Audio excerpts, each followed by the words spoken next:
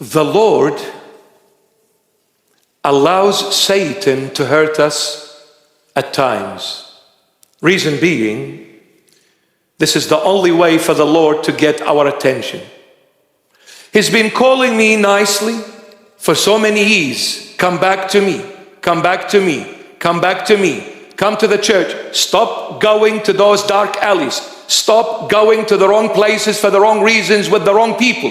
Stop doing this, my child. I have purchased you with my own precious blood. Remember, you belong to me, not to the world, not to Satan, not to this darkness. You belong to the light. You belong to the King of all kings and the Lord of all lords, Jesus Christ of Nazareth. So since you haven't been paying attention to my calling, I've called you nicely for too long. Now I will break you through Satan. Okay, Satan, you are released out of this bondage. Go, but within limitations. I want you to go and shake up this child of mine to wake up to themselves and realize they are not free as they define freedom. They are not. All of a sudden, I got sick. All of a sudden, my business is going downhill. All of a sudden, my closest people are now like enemies. All of a sudden, I have marital problems, I have social problems, economical problems, things are falling apart around me, and then I just say, what is happening? Why? Why? Because you are not paying attention enough to the calling of Christ. So Satan has been released for a little while to shake you up and to make a man out of you. Come back to Jesus Christ before it's too late. Before it's too late. Before it's too late.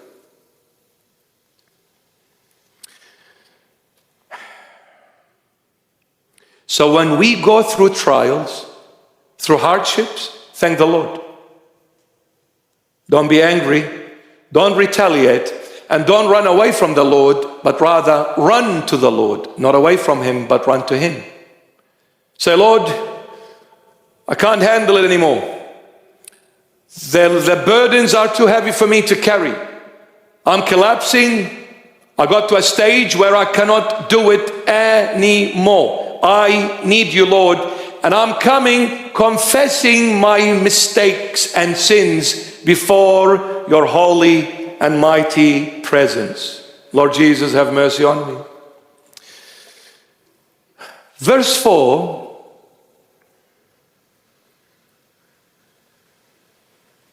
I remember, no, I won't say it.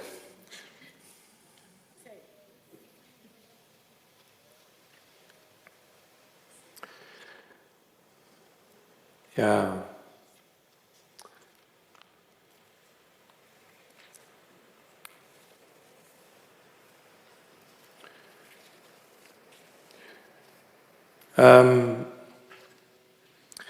One day I got this call.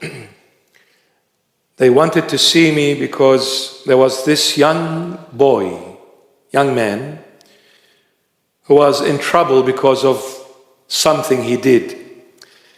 And he was caught by the police in action. And it was to do with fraud. So it was a federal offense. The barrister came to see me. Because at the time of the offense, he was an underage. So he said, Bishop, if you can come and just be in court, just show yourself in court. And yes, I know I'm good looking, so it's, So he said, if you can just come and just show yourself in court, I believe this will go a long way. And at least we send a message that this young boy is not on his own. He's got family, he's got the church also with him. And it's true, absolutely true. So anyway, when he came to talk about the case, he said, I have already told his parents that your son will be sentenced to serve some time in prison. He will be, 100%. Because he was caught in action and every evidence is against him, and he admitted to that offense. He couldn't lie because everything was on tape, everything. So he admitted to that offense. And I said, like, what are we looking at here? How many years? He said, if lucky, 10 years, maximum 25. If lucky, 10 years, but not less than 10 years. The boy was there, he was on bail. I looked at him, his eyes went watery, red, he's crying. At the time he was, I think, about 18, 19, something like that. But when he committed the offense, he was 16. So anyway, we went to court, and it was the final day, to cut it short. It was the final day, and I'm sitting in court. I looked at the judge. In my heart, I said, this judge is a very nice judge. He looked an Aussie. From the looks, he was an Aussie. I said, this man has got a heart and he's a father. And he's got a good heart. I felt that. I said, I pray it's a good day. That was the sentencing date. A few more witnesses, and he was gonna, yep. So anyway, they brought a QC, Queen's Counselor. They brought a QC, and then I didn't know this. It was lunch break. I was there all day. So, but please, I'm saying this not for you to call me to attend court. I don't want to go. So anyway, during the lunch break, we went out. The QC came to me, and out of nowhere, he said, I want to put you in that box. I want to cross-examine you. I want to ask you a few questions. I said, what? The barrister said, all we want is just for you to come. I said, is this going to help the case? He said, I believe it will. I said, okay, do as you wish. He said, thank you, Bishop. I said, thank you. We would go back in after lunch. Your Honor, I'd like to call the bishop. I have a few questions to ask. I have to say, I was a bit nervous. Anyway, I went in there. I said, the judge is kind of higher level.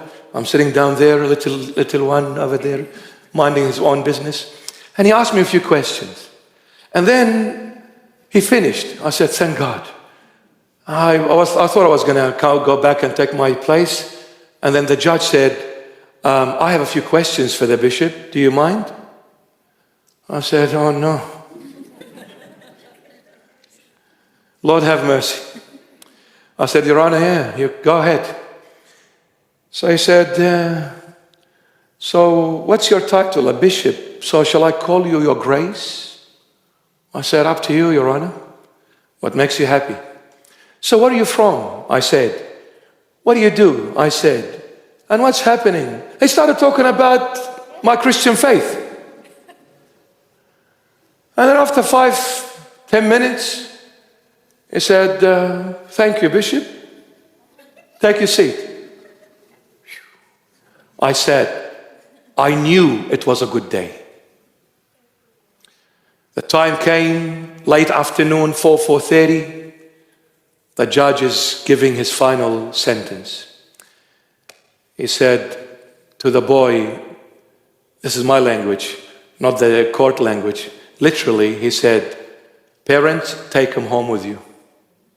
Yeah, he went back home.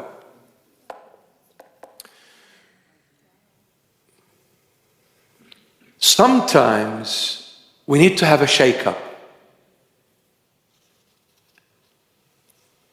Sometimes we need to have a shake-up.